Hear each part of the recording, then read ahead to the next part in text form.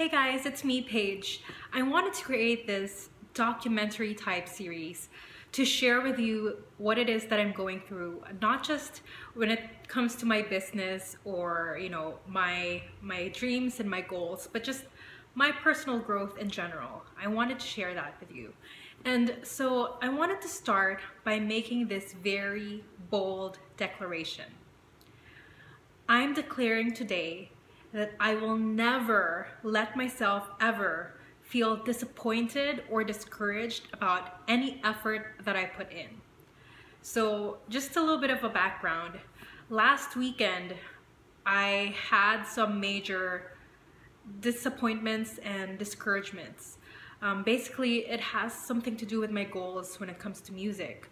I was attending choir practice, and being a mom of a 2-year-old, I was struggling trying to figure out how to show up and at the same time be able to, mom it out.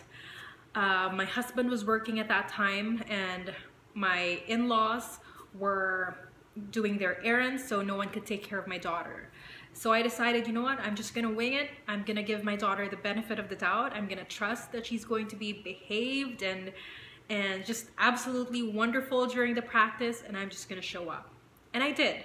And she was really good for about an hour during the practice until she started feeling tired and she started crying because she wanted to sleep.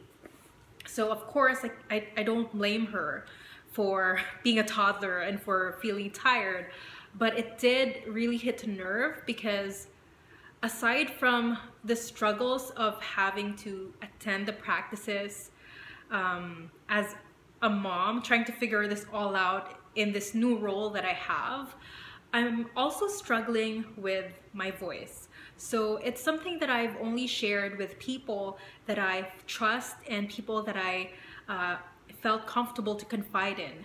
And basically, back in end of 2015, I started noticing some changes in my voice, in my singing voice, and I struggled to hit the high notes that I used to hit, and it just went downhill from there. Basically, it reached to a point where I could barely sing, even in my chest voice. So I struggled. I had to step down from the choir. It coincided with my pregnancy, and so a lot of people think it's probably because of my pregnancy, that's why I had to step down. But it was really against my spirit to step down because I loved performing. I loved being part of the choir, and I just, it was a huge part of who I am. So anyway, fast forward, I've been trying on and off to go back since Scarlett was born. But every time I would struggle, I would be carrying a baby in my arm and she would start crying, then I'd stop practicing again, and then I'd show up again when she's a little bit older, but then the same issue would come up. And then finally, I weaned her from breastfeeding back in February of this year. And so I felt really bold in attending the choir practice because then, she's not really reliant on me for food, right? And she's 2 years old now. So I weaned her and then I started practicing again. But of course, during practice, it's not the best feeling going there, knowing that, I'm struggling with my voice. But I do pat myself in the back, because I showed up. I would tell myself, don't worry about it, you showed up. And ever since I started practicing, I actually met up with, a doctor, an ENT doctor. Thankfully, there's no damages to my, there's no nodules or growth or whatever in my vocal cords. And I also met with a vocal teacher who specializes in issues like this. And I'm guessing that it's really about muscle strain. And so there's no damage. It was great that I'm able to work with her. And I've been constantly practicing certain vocal drills on a daily basis. And I have seen some progress because, like I mentioned, I'm a soprano 1. No, not soprano 1. Scratch that. I'm a soprano 2. But it reached a point where even the lower notes I couldn't sing. And to the point where I would just, it felt just like air coming out of my mouth whenever I would try to sing. And so it was really painful, and it's really devastating for me to experience that.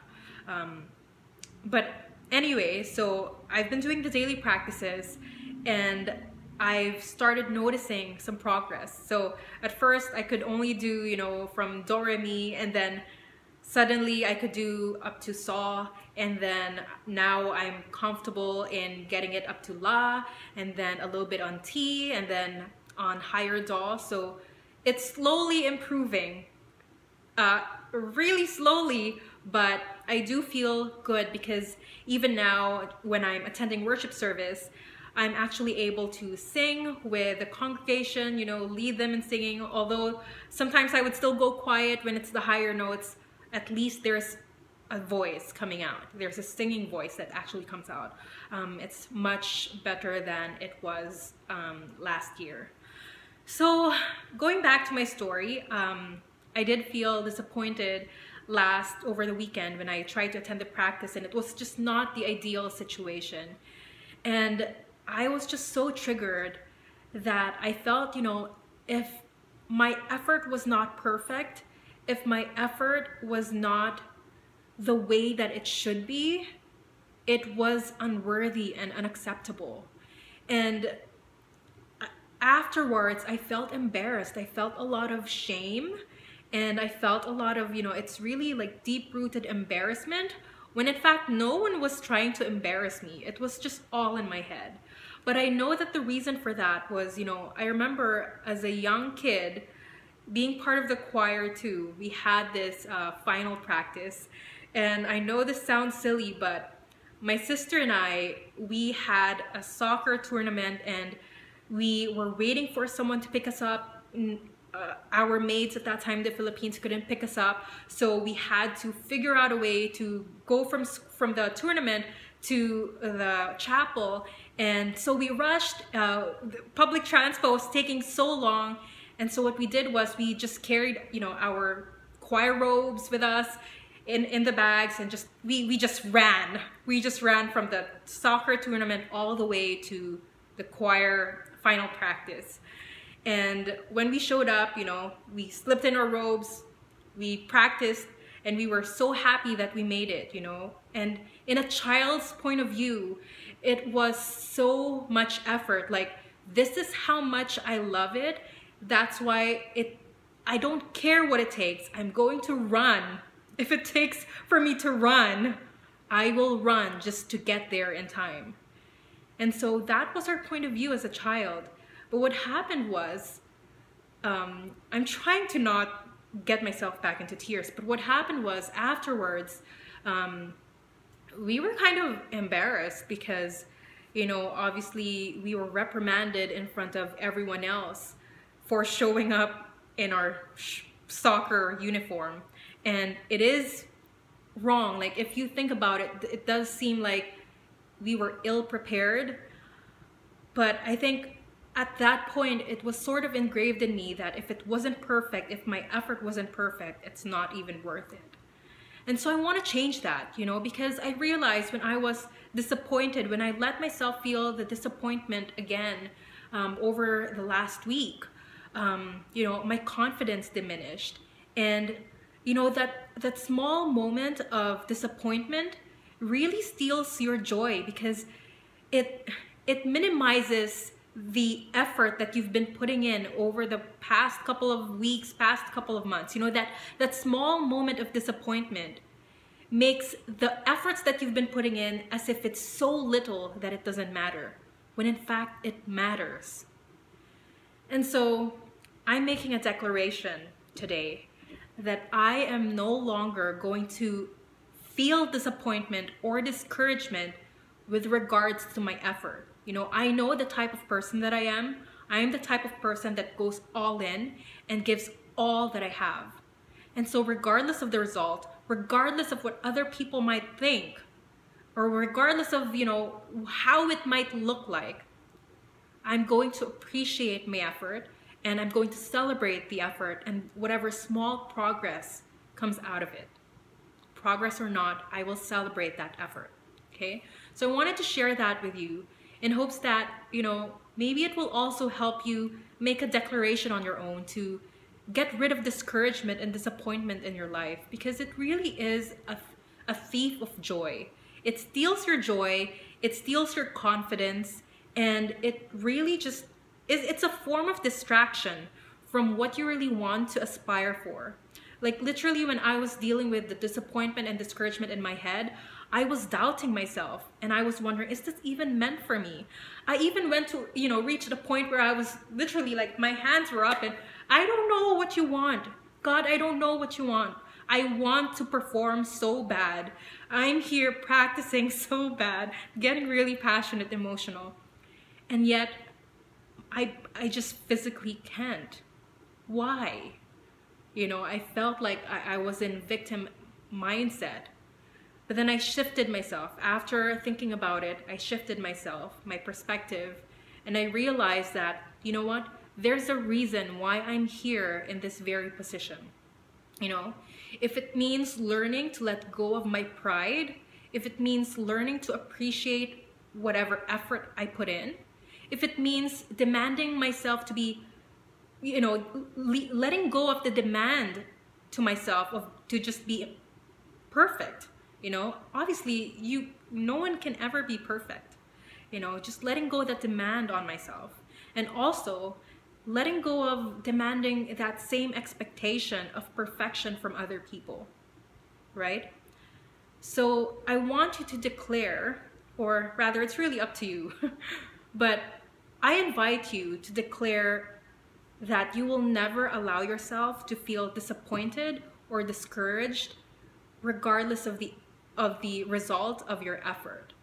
Because that small moment of disappointment really takes out so much when in the grander picture, it really doesn't mean much, okay?